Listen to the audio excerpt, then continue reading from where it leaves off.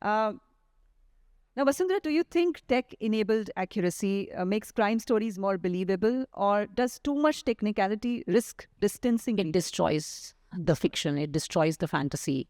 Um, I do still enjoy the willing suspension of disbelief. I still want to believe that, dunya mein heroes hai, like, that people can still come and beat somebody up. I still want to imagine that. I still want to imagine a knight in shining armor. And like, as somebody who grew up reading books, for me, that is important.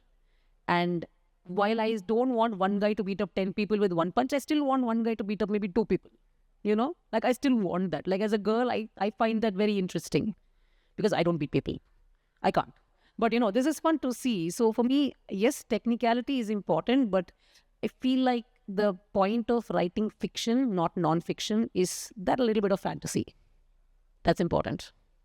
So that's the suspension of reality that you create. Suspension of disbelief, yes. That disbelief that exists for the readers. It has to exist. Otherwise, I just read the news, man. I want to read books for a reason. Yeah. Yeah. Okay. Now, Vasundhara, how have reader expectations changed in a digital world where everyone has access to real crime reports, CCTV footage, and news alerts? I think this morning I was reading the news, and there was a man who used his friend. He faked his own kidnapping, like Aaj Ka newspaper. It was on the 3rd page or something. I was reading it this morning. Who faked his own kidnapping because he started a business, had a loss, and wanted 50 lakhs. And his dad had it but wouldn't give it. Yeah, I was reading this morning and I'm like, wow, reality is stranger than fiction. मैंने सोचा भी नहीं ऐसे plot. Like this is really interesting. So for me, it's like just the expectation of readers, I think, is a little far-fetched because reality is so weird. Like reality is really weird right now. Like I don't know what world we're living in. So it's I feel like I'm living in maybe an alternate parallel universe sometimes when you see the news. So I think readers expect a little more from their authors rather than the same, oh, he met, she met, they fought, they fell in love, they broke up, they got back together in the last page. Or man committed a crime, woman, they thought somebody else was a crime person and now this person is back. Like somebody who did not expect this unassuming inspector is suddenly hero. I don't think people want to read that. I mean, Agatha Christie and, all those books are classics for a reason. But I feel like it's like if you look at Darknet Diaries as a podcast, like does anybody listen to podcasts here? Have you heard Darknet Diaries? Okay, so Darknet Diaries is a cybercrime podcast where the host interviews a bunch of cyber criminals who have done their time, come out of jail, and now are like not doing anything bad anymore, and they are openly able to talk about it. Cybercrime exists. You and I don't know about it. And I feel like readers expect cybercrime to be like the same level of masala and like, what is it, sparkling and like, dramatization as a real crime. But cybercrime happens behind closed doors. You don't know what's happening. It's very quiet. You have no idea what that person is doing. You don't even know who did it. We'll expect someone like Mr. Robot or something like that, like who knows everything under the sun. But it could just be your next door, like whatever, Sharma ji ka beta. Sorry to all Sharma ji betas. But yeah.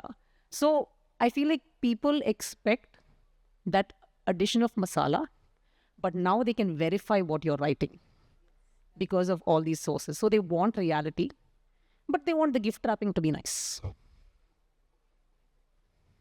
All right. One last question, Vasundhara. Which genres constantly splitting? Cyber thriller, you have digital noir, you have tech mystery. Yeah. So where do you see crime fiction heading next?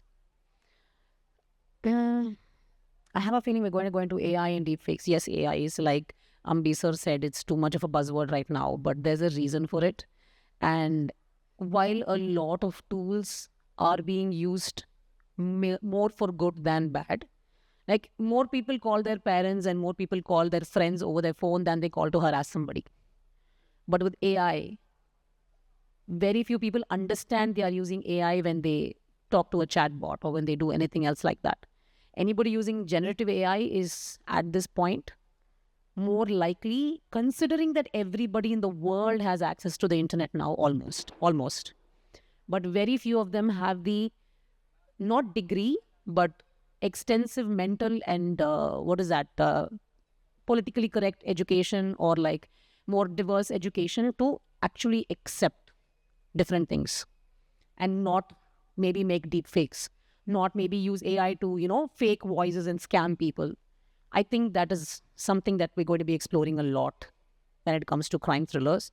And it's going to be very interesting. And I really hope that nothing is based in real crime, because I don't want those crimes to happen. But it is going to be a very, very, it's going to be like a roller coaster ride. Okay, great. Interesting. Vasundhara, any last word for the budding writers here or anything for the readers? For readers, I would say that the best thing that you can do right now is, there are so many tools for you to read. There's Blinkist. If you don't read long books, there's Blinkist. You can get your reading habit started by reading the summarized, the Cliff Notes version of books that you're interested in, and then see if you like it enough to read the full book. Because let's be honest, in today's attention span, 500 pages is a lot. When I was like, 13, 14, for me, reading a 1,000-page novel was not a big deal. It was interesting because I was not on social media. Social media didn't exist. I didn't care about what my friend posted on Instagram or which new restaurant had opened. I didn't care about those things. Now I just had to make 2 reels before coming here to publicize. I'm like, bro, this is exhausting. So the second thing is there are audiobooks. I think we've come to terms with a lot of things, again, thanks to technology, like dyslexia, like ADHD, like so many other mental disabilities, learning disabilities, or just, again, the lack of attention span. Audiobooks exist. I feel like we should start reading a lot more books rather than just watching films, because something that reading teaches you that nothing else teaches you is empathy. And in today's day and age, I feel like empathy is sorely lacking. For debut authors, the amount of open source softwares, the amount of free softwares, you don't have to use Word, you can use LibreVox, you can use so many different softwares. Please, different softwares. If you feel like writing is overwhelming for you, like bahut mushkil hai, bahut scenes hai, bahut characters, if you feel like that, use these softwares to map out your characters. Use these softwares to figure out the connections. If you're not able to imagine your location, there are crime scene simulators. If you feel like you're writing a horror novel and you're not getting in the mood, Spotify has so many different, not Spotify, there are so many different apps that have the creepy music that you can play in the background. There are creepy voice simulators. There are character simulators. You can just imagine your character using all of these things. You can even just, like maybe have a conversation with a bot as if you were having a conversation with an actual person, just to, work out your thoughts. I still recommend real people because I don't like talking to chatbots. But for me, I talk to my editor, I talk to my close friends who are all readers. But if you do not have that option, I suggest you try all these other softwares and, work on your book and just make it happen, because we need more authors and we need more readers.